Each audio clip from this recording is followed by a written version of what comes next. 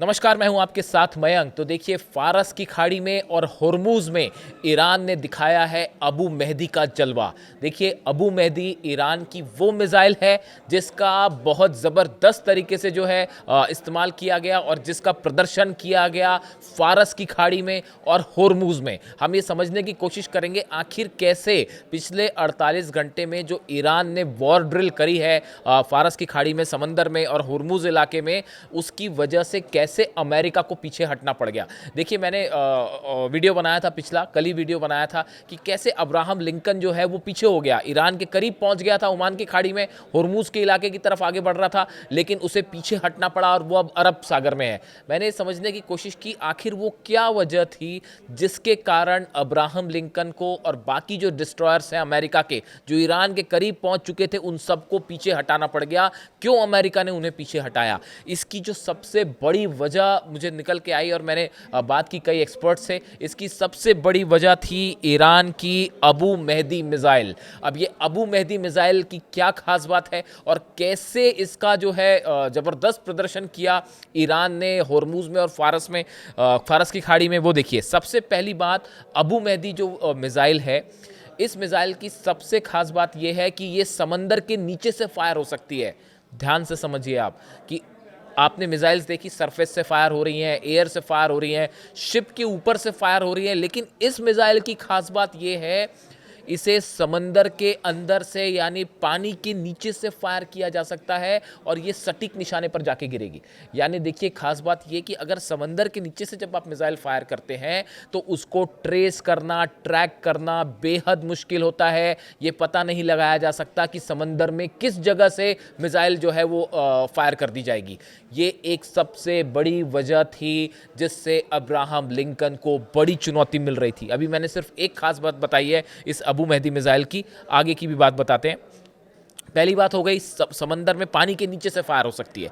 दूसरी, इसकी सबसे बड़ी खास बात है, ये ईरान की पहली स्टेल्थ टेक्नोलॉजी वाली मिसाइल मानी जा रही है, यानी ये राडार पे पकड़ना बेहद मुश्किल है। देखिए, जो B-2 बॉम्बर्स होते हैं अमेरिका के, आपने उनके बारे में सुना होगा कि वो राडार पे पकड़ नहीं आते, स्टेल्थ टेक्नोलॉजी से बने होते हैं बॉम्बर्स। और ये जो मिसाइल है ईरान की, ये स्टेल्थ टेक्नोलॉजी वाली मिसाइल है, यानी इसको राडार पर पकड़ना बेहद मुश्किल होता है और बेहद तेज़ गति से चलती है। ये दूसरी खास बात है। तीसरी खास बात, ये अपना रास्ता बदल लेती है, यानी हवा में टारगेट चेंज कर लेती है। देखिए, आपने मिसाइल फायर की, सामने से उसको इंटरसेप्ट करने के लिए मिसाइल फायर हुई, लेकिन ये अपना रास्ता बदल लेगी और अपना टारगेट चेंज कर लेगी। यानी ये एक ऐसी मिसाइल है जो कि हवा में अपने इसके लक्ष्य को जो है बदला जा सकता है। ये इसकी तीसरी खास बात है। इसकी चौथी खास बात, इसकी रेंज है 2500 किलोमीटर। आप अबू मेहदी मिसाइल अगर सर्च करेंगे तो आपको जनरली ये पता चलेगा कि 1000 किलोमीटर रेंज है, जबकि हकीकत ये है कि इस बार फारस की खाड़ी में जो मिसाइल टेस्ट किए हैं ईरान ने, अबू मेहदी मिसाइल जो टेस्ट किया है, इसकी जो लेटेस्ट इंफॉर्मेशन आ रही है कि इसकी रेंज है 2500 किलोमीटर। यानी कि ये वो रेंज थी जिसमें अब्राहम लिंकन उसकी जद में आ रहा था। ये एक बड़ा चैलेंज हो जाता अब्राहम लिंकन के लिए कि अगर ये मिसाइल्स फायर कर दी जाती। देखिए, एक और इसकी खास बात है, जो खबरें छपी जिस तरह से, इट यूजेस आर्टिफिशियल, यही मिसाइल की बात हो रही है, अबू मेहदी मिसाइल की बात हो रही है, it uses artificial intelligence to alter its flight path and fly at low altitude. ये कहा जाता है कि ये एक तो एआई का इस्तेमाल करती है, इसकी पांचवी खास बात है, एआई टेक्नोलॉजी का इस्तेमाल करती है।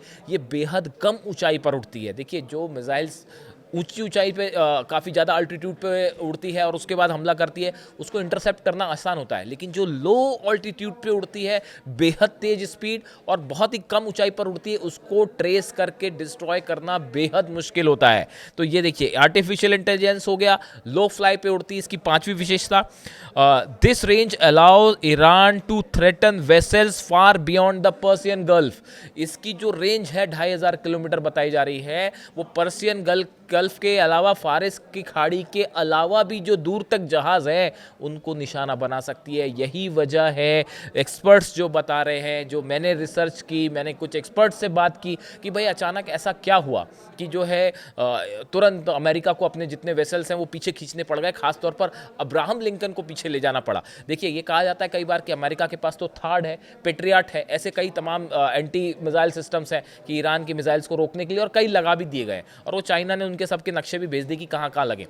लेकिन जो एक्सपर्ट्स बताते हैं, जो मिसाइल टेक्नोलॉजी के एक्सपर्ट्स हैं, वो ये बताते हैं कि एक तो पहली बात ईरान की मिसाइल के बारे में आप कुछ भी प्रिडिक्शन नहीं कर सकते। वो 5 डिफेंस सिस्टम लगे थे इसराइल में, आयरन डोम लग गया था, एरो लग गया था, थार्ड लग गया था, पेट्रियट लग गया था और डेविड स्लिंग लग गया था। 5 सिस्टम को भेदते हुए ईरान की मिसाइल्स गिरी थी इसराइल पर।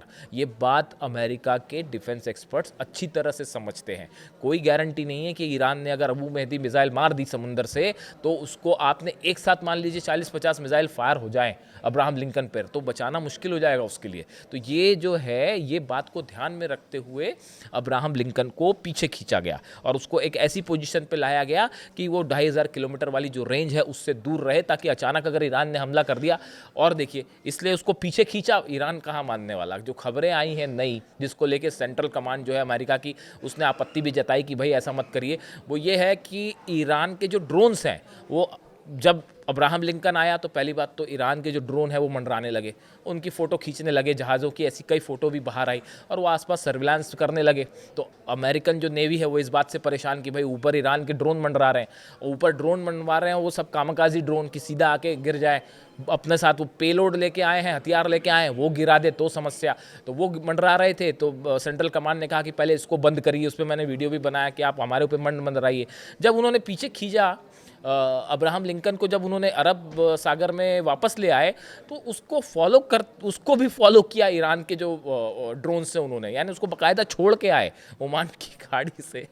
फारस की खाड़ी, जो हॉर्मुज इलाका है, ओमान की खाड़ी वाला जो इलाका है जहाँ पे ये जहाज़ पहुँच गया था, जब वो पीछे हटना शुरू हुआ तो ईरान के ड्रोन बाकायदा उसको फॉलो करते रहे, ऐसी खबरें आ रही है।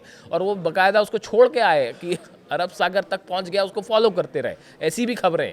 तो देखिए, कुल मिला के जो बात मैं कहना चाह रहा हूँ ये कि इस बात को, अगर आप जब वॉर की बात होती है, वॉर टेक्नोलॉजीज़ की बात होती है, मिसाइल्स की बात होती है, तो हर बारीकी पे नज़र रखी जाती है।